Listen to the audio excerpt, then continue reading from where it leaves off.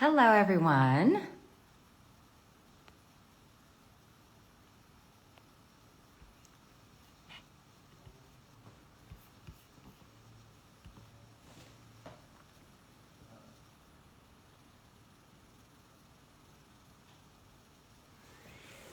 Hello.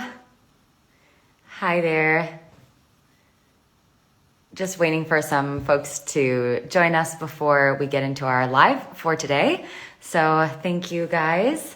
Hope that wherever you're joining us from today, that you're having a good morning, day, whatever time it may be for you, whether you're on the East Coast or the West Coast. And my name is Kirsten, by the way. Okay. Of course, everyone's honored to their opinion. So my name's Kirsten. I'm Community Relations Specialist for TK. And we are on here on Instagram Live every week, almost every week, since the beginning of the pandemic to talk about different topics in the field of mental health. And we bring on different clinicians and staff, as well as advocates who share their own recovery journey. We've had a lot of really incredible TK alumni who have joined and shared their experiences. And actually our TK alumni coordinator, Tika, just joined us. Hello, Tika. Yeah, we just try to create a safe place, a place where you can ask questions and hopefully learn and be supported on your journey toward recovery, wherever that may be. Maybe you're many years recovered and this is just a helpful, uplifting thing for you. Or maybe you're in a dark place and this is something that provides a lot of hope. Anyway, we're here to serve you.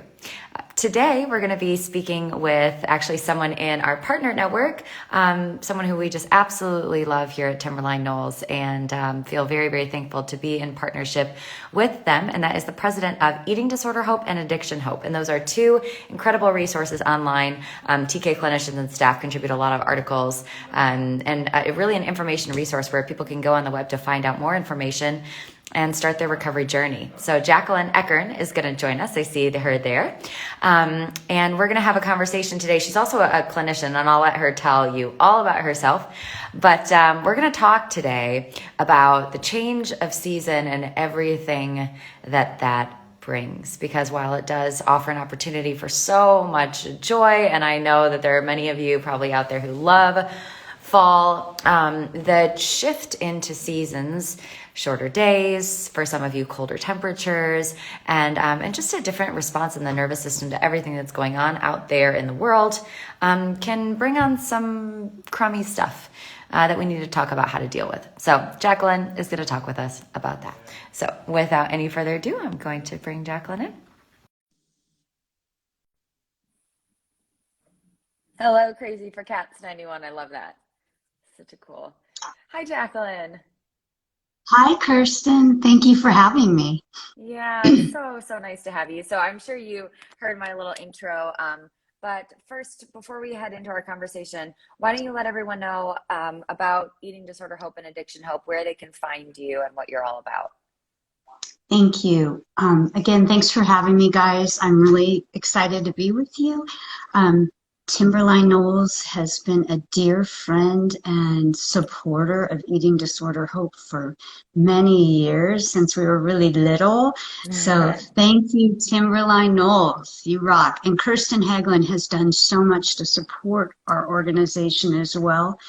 And if you don't follow her, all that she's doing, you should, because she's amazing. Thank you. So I am a licensed professional counselor, and I founded Eating Disorder Hope back in 2005. And then because there was such a demand also for addiction treatment, I also founded Addiction Hope in 2013. And this came out of my own desire to help others, because I had suffered so much with the eating disorder. And I want to encourage anyone watching on that note that, Viktor Frankl, the author of the book Man's Search for Meaning, said this. And he said, if you can, I'm not saying it exactly, but he said, if you can find meaning in your suffering, then it is not pointless. And so I think that even more simplified for me is make lemonade out of lemons, right? So that was really healing in my journey. And that eating disorder recovery continued. I mean, it wasn't like, oh, yay, I went to treatment and 4 years of therapy, it was all over. It's an ongoing process of becoming more holistically gentle and loving with yourself over the years. So it's been a privilege to be to lead Eating Disorder Hope and Addiction Hope because of all the amazing people that have contributed fascinating articles.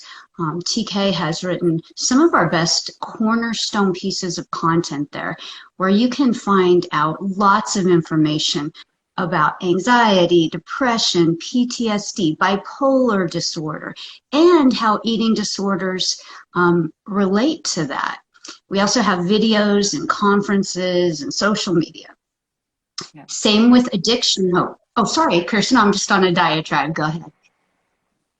No, I was just going to say that it's such a wonderful place, especially if anyone is listening to this and they're looking for a way to support a family member, a friend, or a loved one, and they just need some of the best research or some very clear, concise articles explaining this, that's really a very helpful place to go. So anyway, go ahead. Thank you, Kirsten. Yeah, and Kirsten's written some amazing blogs too that are super inspirational. So anyway, and my background is I had a very difficult struggle with an eating disorder, out of control till I was 28, went to treatment. As I mentioned, did about 4 years of therapy after that, on and off. And then went back to college, went to grad school, became a therapist. So that's what I do. Wonderful. Thank you for sharing that with us and for the commitment that you have shown over the years to really continue to provide Eating Disorder Hope and Addiction Hope as a resource. It's incredible. So let's talk about our topic today. So change of season can bring along and trigger difficult times for people, particularly the conversation around SAD or seasonal affective disorder. But then even outside of that, anxiety, depression, with the shorter days, the darker days, and maybe colder temperatures. If someone maybe is hearing for the first time about SAD, or maybe they've heard about it before and they're like, oh, that's, definitely not me, or they want to kind of push away a potential diagnosis, what can people look for in their lives as potential symptoms that they might be struggling with SAD? You bet. So SAD usually occurs about the same time of year, around fall, and then lightens up as it gets sunnier. Interestingly, people further from the equator suffer from seasonal affect disorder more frequently, so there does definitely seem a correlation with light, lack of light. And signs and symptoms of SAD, and I researched this a bit to make sure I had it all straight for you, and this is from the Mayo Clinic, and it's, feeling depressed most of the day, nearly every day during that period of time, losing interest in activities, really low energy, sometimes not sleeping well, changes in your appetite, sluggishness or agitation, sometimes concentration challenges, feelings of hopelessness, worthlessness, or even in some cases thinking of suicide or death. Yeah. So, and how does that differ? Does it differ from like just general? I mean, and I hesitate to use the word general because anyone who has struggled with anxiety or depression knows that it can't be treated so lightly as to use the word general, right? Which always makes me giggle when, you go into I was diagnosed a couple of years ago with generalized anxiety disorder. And I'm like, that just sounds so bland and not enough to describe what's going on in my brain. But what is the difference between SAD and anxiety and depression? Or do they share some things in common? They are very similar, but real quick, I have to comment on what you just said, because I was just reading the DSM-5 last night, which is fascinating. And because I was assigning a diagnostic code to a client, and I was like, boy, there's very descriptive diagnoses, but I want to remember and remind all of us that we are people first. We are not a diagnosis. It is just our scientific attempt to define what's going on with you. So you are never defined by that. It's just an aspect of yourself that we're attempting to name, and will continue to grow and learn more, and hopefully be able to diagnose better in the future. But the difference between depression and sadness is depression usually doesn't revolve around fear and worry as much, and is more centered on kind of a persistent sadness or numbness within yourself. Whereas an anxiety disorder is characterized by chronic worry that can really impact your functioning in day-to-day life. And Jacquelyn, do you mind sharing a bit of your own experience? Because obviously our own stories are always so helpful, and I'm describing, what has worked or hasn't worked for you, but can you describe a little bit your own journey in this regard? Yes, ma'am, I would love to. So yeah, I have chronic depression, chronic anxiety. I have taken Prozac for many, many years. I've attempted to go off of it, and my anxiety, interestingly, would increase so bad that I would go back on it. I am not saying that everyone needs medicine by any stretch. If you don't need it, awesome. But for me, that was a game changer in just leveling off my depression and anxiety and instantaneous destructive decisions based on those emotions. What I found with the SSRIs, or in this particular antidepressant, and again, I'm not pushing it, Yeah. I'm not paid by them, it's just what worked for me, was that it gave me like this nanosecond not to respond. And particularly when I was younger and even more governed by the anxiety and depression, I would do really stupid things like quit an important job, break up in a good relationship because I felt fear of abandonment. I mean, really kind of dramatic stuff. And what I found once I started taking Prozac is it would almost just give me the pause emotionally and mentally to go, what are going to be the consequences of this decision? Mhm. So that was really pivotal. So if anyone's on the fence on trying it, I had trying medication or in treatment and they're suggesting it, and you're like, geez, I'm a very holistic, natural person. I want to do it. I totally respect that. And if that works, great. But if it doesn't, maybe give it a shot. And as far as my experience with depression and anxiety, I do a lot to treat it. I take the medication, I exercise, I do yoga, I deep breathe. I constantly create soothing environments. There's a candle lit, there's flowers on my desk. I got my beautiful elephant behind me that a therapist painted. I love. I have my lighting set up.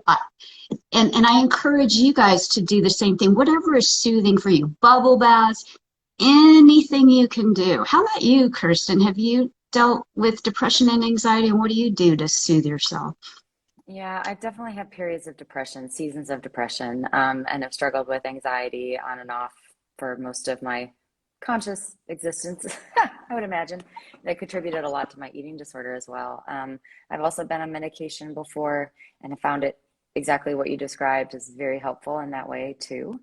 Um, and just over the last couple of years, I've really started to incorporate more of because I have always had a really hard time relaxing and calming down. Even though I know it's like I even would take relaxing and calming down as something on my to-do list. Um, and I think it's also a function probably of maturing, growing older. But I've started to incorporate more of these practices as well, with really breathing and meditating, and incorporating more journaling. I'd always been told to do it and would always not want to because it felt so lazy to me. But I've especially seen that is immensely helpful. And actually, the breathing, and I've done some of my own research into this as well, but it really does reset your nervous system too. So it's something that you're doing physically to show yourself self-care and self-love.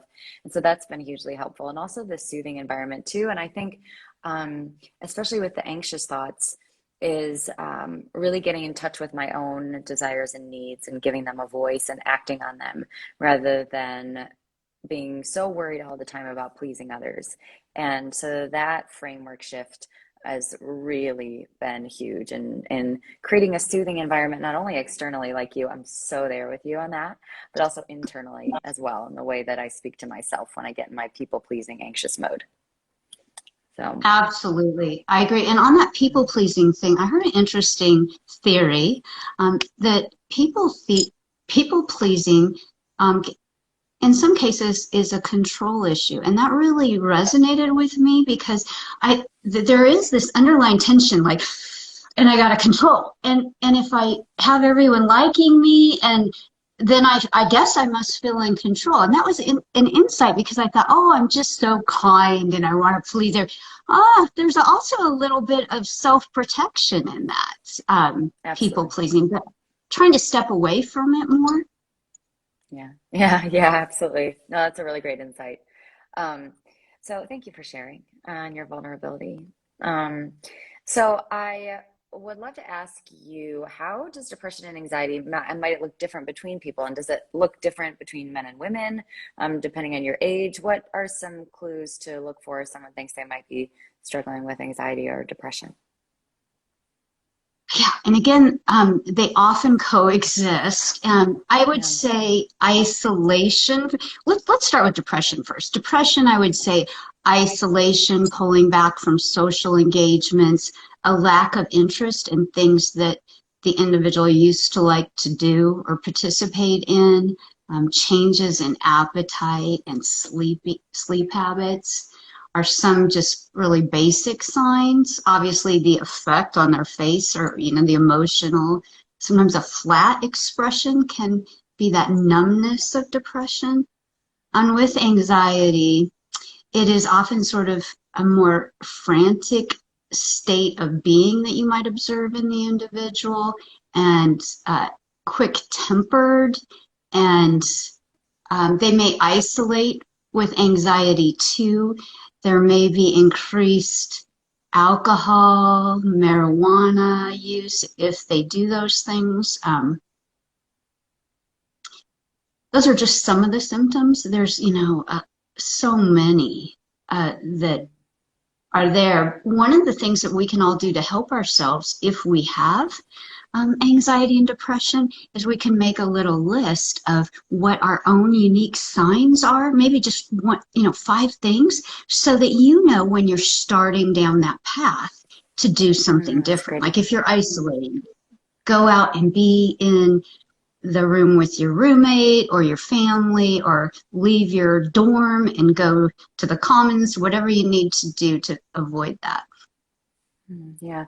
And, I read too, and you let me know, you're the professional, that depression also can look different in men. And I just think that's a helpful thing to note, unless, in case someone is on the lookout, that it can look like anger or irritability. And, we would think, I would think naturally, and when I have felt depressed, those have been, my symptoms, but that I read that it can be very different with men, that they can show these signs very differently.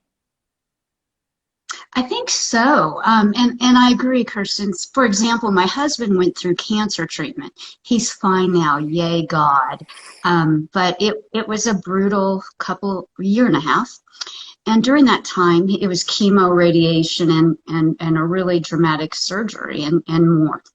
And he was depressed, rightly so. I mean, he felt terribly physically, but also for men, what I identified as leading to that depression also was feeling, in his case at least, a little bit emasculated by not being able to be out and performing, and having to lay in bed sick while, sensing family and work needs. And the way that manifested was definitely pulling back from everyone and being very stoic. Not crying, never crying, not emoting very much at all, but just kind of being alone with his thoughts. And then his fuse got so much shorter. He's a really laid back type B, maybe type C. And man, he's cranky. I was like, wait a minute, I'm a type A. Hold off.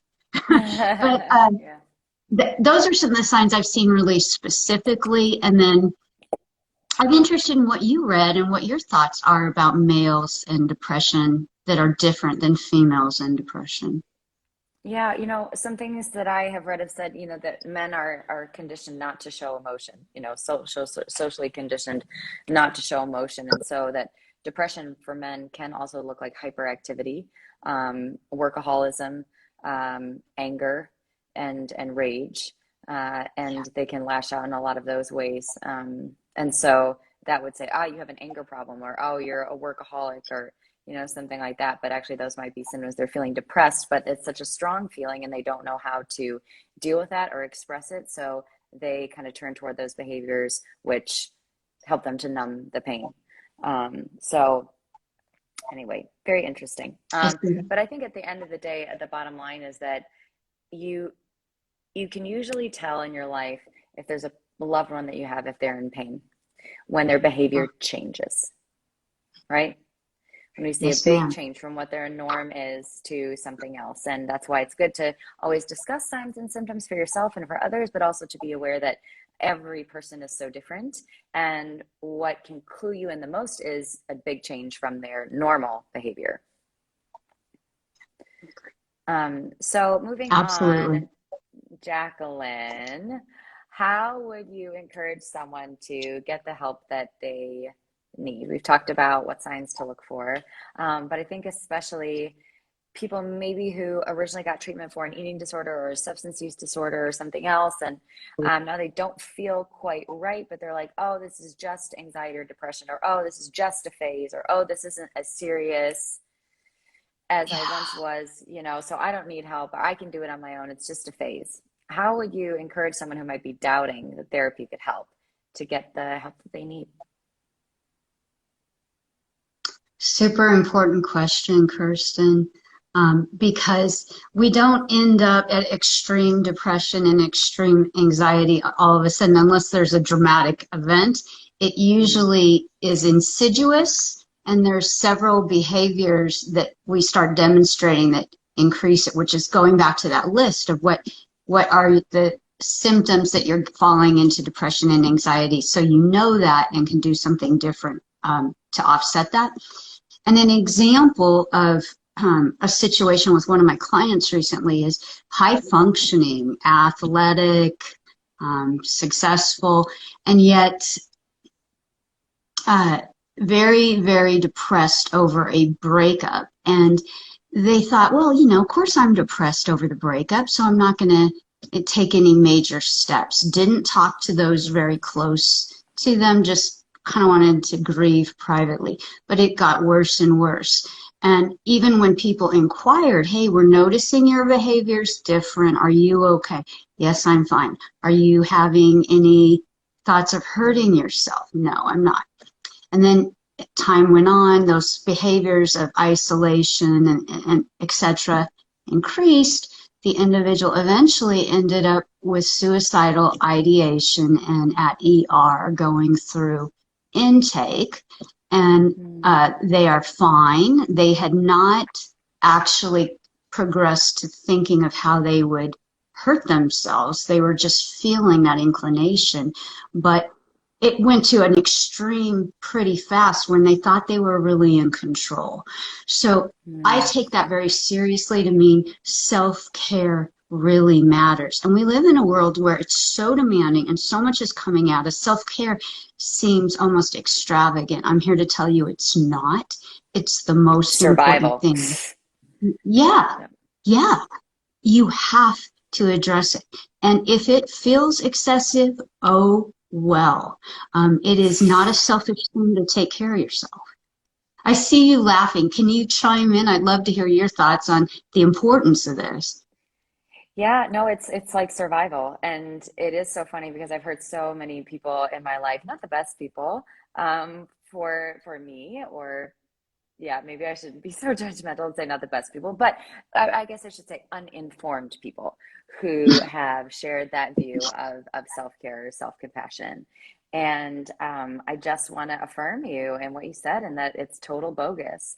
If we don't armor up, so to speak, the world will roll Mhm. over you with a tank. It's just we're way Mhm. overstimulated. We're way over committed, usually. And then on top of it, especially for women, there's this narrative out there that if we take, time for ourselves, or, in whatever way, shape, or form that looks like, that we are selfish, and that a perfect woman is selfless. Well, newsflash, the only way you can be any kind of selfless or help anyone else, or be kind or be promoted, or, be whatever it is that you dream of being, is if you take care of yourself first. So I just affirm you in that completely. And yeah, and it also feels good, but also it sometimes is a challenge to find time for. So if there's anyone out there who's watching this now or watching it later on our YouTube channel and rolling their eyes at us, it's okay. I was you at one point as well. But just start small. I think sometimes the concept of self-care can feel really overwhelming. It's like, oh, here's just another thing I have to do. But just start small. Maybe just give yourself 5 minutes of silence away from the kids or away from your projects or something a day. Maybe in the morning, breathe and meditate for only 5 minutes, and just start really small, and then you can build that muscle. Can I chime in on that?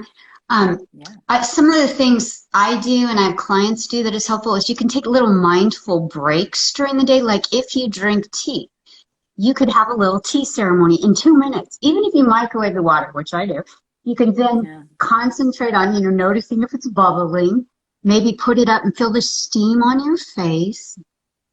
Unwrap the tea bag, maybe smell it. And what I'm doing here is directing you towards your senses, because that pulls us out of our head, right? So we're mindful with our tea ceremony, and 30 seconds have gone by. And then you can slowly up and down move your tea bag, watch the color change, choose a cup you really like. Brock said that at the beginning, that sort of thing. I mean, it could be even just 1 minute, but if you could do little bits of that when you're in demand mode, demand. You're a single parent, you're running from work to a sporting event, to home for dinner, to doing laundry, and then doing it the next day, and you're just self-care. That is certainly not a massage, but it can help immensely. So reading about mindfulness techniques, it's all over the internet. We have a ton on it. You can create little increments of peace to slow down your blood pressure and calm your body, which has effects for the rest of the day. Absolutely. And on that note, since we're now kind of talking into tools and things people can do to help to manage this season well, I want to bring attention to PD Moisen. And again, I'm so sorry if I'm mispronouncing your name, but and his question, I'm not so sorry. I'm trying to look there from your picture. People pleasing is a big thing for me. It's definitely a way to protect myself. If I can make someone happy, then they might not hurt me. That is still a big issue. How do you handle that? So kind of circling back to the people pleasing question. Yeah, I so relate. At a very young age. I spent a lot of my childhood in the hospital for a bunch of surgeries in another state away from my family. And I was 4. And the only way I got out of that hospital room alone was to people please my derriere off to get them to drag my bed out by the nurse's station where the action was. And so that was the beginning, I remember, of people pleasing. And I know others have stories too, where you're smart. You figured out that, hey, if I please people, I can get some of my needs met.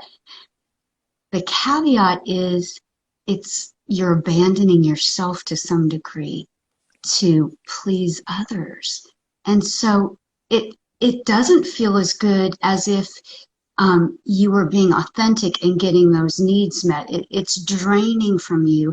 It can feel like a facade, and it can lead to less intimacy in your relationships. And I think, what we all really want is to be our true selves, warts and all, and have someone know us and love us. That is meaningful connection, and it is the opposite of an eating disorder. Yeah, absolutely. And people pleasing. Yeah. Thank you so much, Paula. That's a really great question. And coming back to the topic of connection, I mean, what you just said, Jacquelyn, is so true. And I highly recommend Brene Brown's TED Talk on the power of vulnerability. I know it's now like 10 years old, and I just watched it again a couple days ago, or maybe last week. And I was once again reminded how incredible it is and how powerful connection is, how much we need it, and how this inauthenticity or people pleasing essentially is the biggest barrier to that. So thanks for the great reminder, Jacquelyn. Yeah, and Brene, I always have a hard time with her name. Brene Brown is one of my favorites also, and she's all over. And you can do things like laundry and listen to her, and it's also helping stop the tapes in your head and create new neural pathways for thought. So you can listen to them like a little form of treatment for yourself or self-nurturance for yourself. Yeah, absolutely. So we are headed toward the end. You've spent a lot of time with us, and I know your time is valuable. So, as we wrap up, what would you say to someone who is trying to support a loved one with anxiety and depression this season? What should they do, and maybe what should they definitely not do or not say? Yeah, I think that it's really important to be with someone rather than talk to someone. That if someone's really sad or down or distressed, even in extreme grief, your ability to show up and be with them and accept them in that state just creates a very healing environment. Um, and then to listen, to not judge, try not to judge. And I would suggest not going to conventional wisdom of, hey, this is going to pass, it's going to be okay, just, come on, you can smile. Things that we've all God, had don't done do to us, that. Yeah. that Yeah. yeah, that's kind of detrimental. For some reason we have a rebound effect from that and are like, don't usually respond to that. So understanding, offering support, listening, and, if possible, instead of, asking for, hey, are you open to a suggestion or some suggestions for taking care of yourself? And then, obviously there's suggesting therapy for support, which is big. There are suicide hotlines. It's on our website. It's all over the place online. And there are county support lines. There's so many places you can go for support. So to remind them that those things are available, even if they're not going to do it now, just that they might have that available to them. And then trying to get them out of isolation gently, even if it's like, hey, just come to dinner with us at the table tonight. And you just have to stay 20 minutes, or please just stay with us 20 minutes, just so we can be with you. We don't have to talk about what's going on with you. Or, hey, do you want to go for a walk? Because, getting outside, muscle movement, that sort of thing can be helpful. And Kirsten, you're a pro. What else would you suggest? Mm. Yeah, I think the most important thing is if you're someone who's trying to help or love someone through this, first of all, I want to acknowledge that it can be so frustrating. You can feel so helpless. So I just want to validate your feelings as well as a spouse, family member, friend, etc. It's hard. Um, in the listening front, what I would advise as well is that it's so important to then not try to fix them or fix their problem. Um, but to just listen and then ask how you can help, right? Because Jacquelyn and I can sit here and say things like, oh, well, this might help and this might help and this might help. But there might be something that your loved one knows exactly how they want to be helped and exactly what would work for them. But they might not feel comfortable sharing, or they might not feel comfortable asking. And all they need is for you to say, how can I help you best? I think So that question, I think, always really, really works. And yeah, and then I think just affirming your unconditional love for that person. Say that my love for you is not based on how hard you're working at getting better, or if you ever do get better, or, obviously believing in them that they will and healing is possible. But my love for you is not dependent on your mental health status. It's just not. I love Paula says, what can I do for you in this moment? Yeah, that question. What can I do for you? How can I help you? And my love for you is not dependent on your performance in recovery. Yeah, so important. And as you were saying that, Kirsten, I was thinking about, that light that we're encouraging the loved one to share with someone. The individual going through depression and anxiety might think, hey, I could do that for somebody else in 10 minutes, and are often very, very compassionate and empathetic with others. What about taking that light that you would share with others and refracting that light back on yourself? Same That's exactly what I was compassion. thinking. Yep. Yeah, tell me what your thoughts are on that, because that intrigues me a lot, because it's a challenge. It doesn't come naturally to me. Yeah, no, me neither. This is actually one trick that I have been working on, and it's really awesome, is replacing, like we say, okay, positive self-talk. Again, I was one of those people that always rolled my eyes at that. Like, what am I supposed to say? Oh, I'm so wonderful. I'm so good. It just didn't jive with me, right? But then actually a therapist told me this. Instead of using the word I, which is sometimes too close, right? Especially if we're dealing with difficult emotions or adverse emotions, use the word you, like you were talking to a friend or you were talking to someone that you love.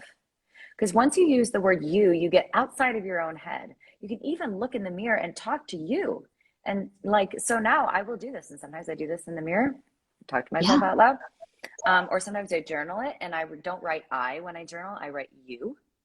Like, Kirsten, you've got this. You know you're strong enough to be able to handle this. I know you're feeling XYZ right now, and that's normal. I still love you. I'm with you, and I'm not going to abandon you, and we're going to walk through this together no matter what. Like actually talking to myself like I would to a person, but journaling it to myself or speaking out loud to myself using the word you rather than I. And that's just blown my mind, to be honest. I love that. I'm going to do that. In fact, I'm going to go talk in the mirror to myself today sometime, because I agree there's a discounting sometimes with I, that it almost gives you the ability to think outside the box about yourself and be more rational about yourself, and like, really see your accomplishments and the work that went into them and the quality of your character and how you demonstrate that every day, and even just the beauty and perfection you are as created by God, regardless of what you do. Yeah. And being able to say, hey, you are that. Yeah, absolutely. Yeah. And I don't know about you, but sometimes I just feels too close. And it's like if someone asks you, how are you? Or if you try to identify what you feel or something like that, sometimes you're just like, I don't know. I just don't know. But if you put yourself in the outside as the observer, kind of like what you do when you meditate as well, right? You kind of place yourself on the outside and you observe the thoughts rather than like being them. It's the same kind of exercise in self-talk. So, yeah. One last tip. I'm sorry if it's too much, but I just am thinking of these things that are so helpful.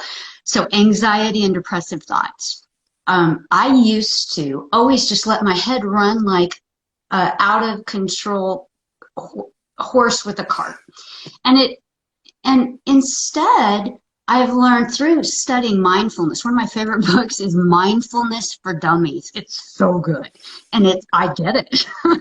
And it talks about, just do this. Your mind being in that observer self. Envision your mind is the stream, right? And there's leaves landing there, and those leaves are your thoughts. And like the anxious thought, okay, I see that thought, but I'm just going to let that leaf flow down the stream and continue on. You don't have to glob on to every thought. You can actually visualize it, and it's so helpful. Same thing with depressive thoughts. Not to suppress emotion, but one, it's very useful when you need to be present and coping and not ready to sink into that, and give yourself the time to address that issue when you're in a supportive environment or a comfortable environment, not to suppress it. But it is amazing that you then can be in the moment in the day. And if you can be in the moment in the day, it's really hard to be depressed and anxious, because you'll notice the candle flame, the color of the flowers, the changing leaves on the tree outside the window. And that makes the Yeah. moment kind of pleasant. Even when Yeah. stuff's going on around us that's insane. I mean, the moment, I'm okay. Are you okay, Kirsten? Yeah, actually, you just inspired me to look out the window, and the sun is starting to set here slowly, slowly. And the colors in the sky are very beautiful. So thank you for that mindful moment. Brought to you by Jacquelyn Ekern. This has been your mindful moment, brought to you by Kirsten and Brene. So yeah, actually, and you just even answered, well, I guess I'll ask you more specifically then. My last question for every guest is always, what's bringing you joy right now? So what's bringing you joy at the moment? My golden retriever, waking up with him laying against me, pressed up against my legs this morning. Love that. Yeah, I got my little golden retriever here. Elsa, Elsa. Elsa. Yeah, we can't go without saying hello to Elsa. I mean, I know. she's a And usually star. when you're here, I just bring her out. But since you mentioned your golden retriever, I thought she sleeps with next to me in every show. She's always prepared for Hello, Elsa. her little scene. She says, "Hey, Hi, mom needs to Lady give me a Elsa. bath." Tika says, "Hi, Elsa. Hello." She is, as you know, she is my like little just positive body image. She's yawning. My little positive body image ambassador because of her tongue, that just hangs out. And she just doesn't care and she just goes about her life and she's happy and healthy and that's all that matters. And people laugh at her everywhere we go. In the elevator, when we go hiking in the mountains, they always like laugh at her, but she brings so much joy to so many people, even with her little tongue that hangs out, that it's an imperfection, but it's one that brings people a lot of joy. So we can be okay with our imperfections. She's always my reminder of that. Oh, animals are So wonderful for people. So yeah, hug. I think there's an oxytocin hit every time you hug or pet your animal of joy. abs- absolutely. Tika says I love her. Yep, I do too. All right, cool. Well, Jacquelyn, thank you so much. I hope this was so helpful for me. I love talking with you, and I hope that this was helpful for all of you. And I just want to say, before we go, that this is yeah, this season can be a beautiful time. It can also be a tough one. So if that's you and that's what you're feeling, it's okay. But it's with conversations like these and incorporating some of these tools that we talked about today that you can just help firm up that foundation so you don't have to be afraid of falling back into the ocean of depression or anxiety. We both here of us know how that feels, that it might be tough some days, but um, you'll get through it. You will. Yep. All right. Emotions are like a wave, right? They come, sometimes they crescendo, but they do dissipate. They won't kill you. You're going to be okay. Yeah, absolutely. Thank you so much, Jacquelyn. You're wonderful. Great to have you on the Thank show as you, always. Kirsten. Love you. Bye-bye. Love All right. TK and I send love to everyone here. God bless y'all. Bye-bye. Yeah. Thank you, everyone. We'll see you next week. Bye.